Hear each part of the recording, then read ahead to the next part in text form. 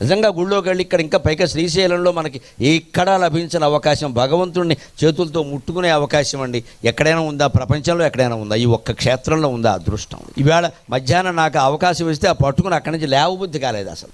అంతకంటే గొప్పది ఉందా జీవితంలో? అటువంటి స్పర్శ మనం పొంది కూడా బయటికి వెళ్ళగానే నేను నాకైన దర్శనం ఎవ్వరికీ అవ్వలా, నమశివాయ. ఇదో పెద్ద అహంకారం. ఇక్కడ ఈ అహంకారం పోగొట్టుకోవడమే దర్శనం.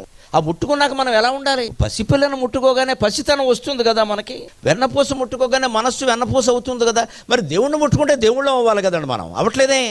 మన బుద్ధి చాలా దారుణమైంది. దేవుణ్ణి ముట్టుకున్నా అది మారదు, ఎందుకంటే మనం దేవాంతకులం. నువ్వు అలాగే ఉండవా, ముట్టుకుంటాం. ఇంకోసారి పైకి నేను వెళ్ళినప్పుడల్లా కౌగులించేసుకుంటావు. కౌగులించేసుకో, ఇంకా బాగా పూసేసుకో, రాసేసుకో. శివుడు చూస్తూనే ఉన్నాడు. నేను ఇక్కడ ఎప్పుడో సోలంతో కౌగులించుకుంటాను, నేను కూడా వదిలిపోతాను. ఈ గొప్పలు చెబుతాను ఎంతసేపు ఇక్కడ. నేను అది పూసేసా, ఇది రాసేసా, నేనే అభిషేకం చేసేసి, ఈ గొప్పలని చెప్పొద్దనే చెప్పేది ఇక్కడ. ఇది ఆగిపోవాలి, అహంకారం ఆగిపోవాలి ఇక్కడ. అప్పుడు భగవంతుడు కరుణిస్తాడు.